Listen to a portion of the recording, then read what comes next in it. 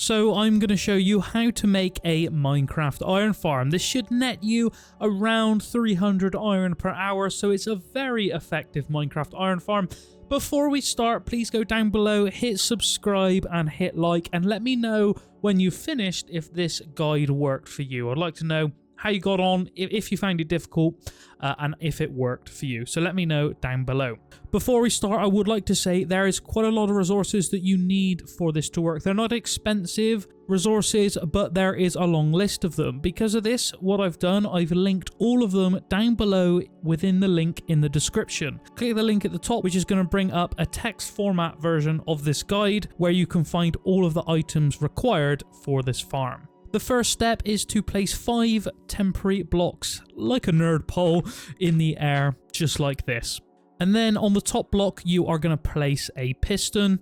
And then diagonally, you're going to add 3 more blocks on the side of this, just like we're doing in the video here. So just follow along exactly as I'm building these blocks here. It's slightly complicated, so make sure you just follow it just like I have here. It's a little bit odd. Then you're going to add 2 repeaters and set them to 4 ticks each. And then you're going to add 2 more facing the other way and do the same. Set them as 4 ticks as well. Then add yourself a couple of redstone dust just like this. And then place a block just above one of the repeaters and at the end of the other repeaters, just like we've done here. Then you're going to start placing some blocks over the top of your repeaters. This should be a 2x3 square. And you're going to place beds on the top of it. So just make sure you've got it set up just like we have here.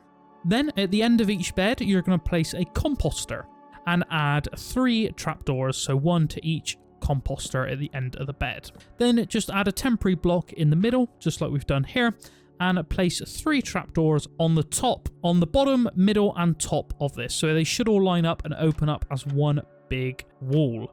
Then you're going to place 3 blocks either side, so it should build up to the top of the trapdoors, just like this. Then go ahead and remove your temporary block, which should reveal your piston. Then what you're going to need to do is go ahead and build a 3-block high wall around your beds, which is made of glass. I'm going to use some stained glass here to make it look fancy, but that's what you need to do. Place some glass around. Then you're going to need some more trapdoors, which you're going to place over the end of the beds where you've got your composters. Finally, the last step, which is probably the most annoying step of this, is to get your villagers inside of this contraption. So get 3 villagers up to the top.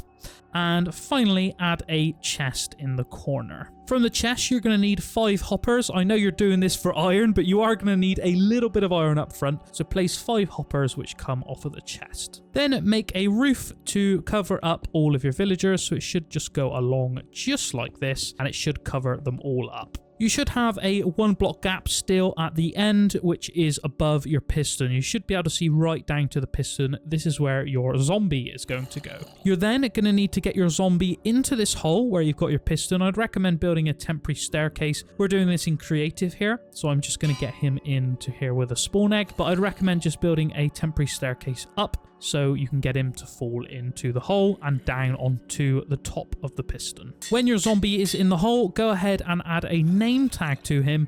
This is going to make sure that he doesn't despawn. Then you're going to cover him up so that he doesn't burn in the daylight, and get rid of a staircase if you did make one. We didn't have one, so we don't need to, but delete it if you did.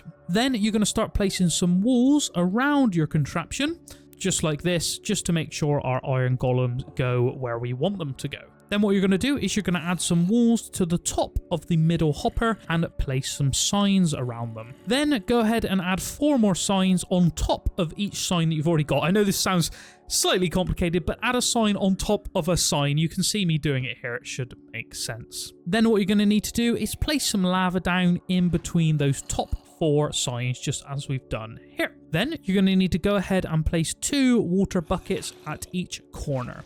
And then what that's going to do is it's going to push your iron golems down into the hopper so you can collect all of their gear. Then you're going to need to build a little contraption so that you can get up to your chest. I recommend just some blocks and some ladders, which should make it nice and easy. Then what you're going to need to do is turn on your redstone clock. So as we can see here, we're just turning it on just like this. And that's all you need to do. Your iron farm is now ready to start generating you some iron. All you've got to do is sit AFK and your iron golems are going to continue to spawn. You're going to generate a whole load of free, easy iron. This really didn't take a lot to do. So I hope you enjoy your iron farm. Let me know how you get on and let me know if you have any problems.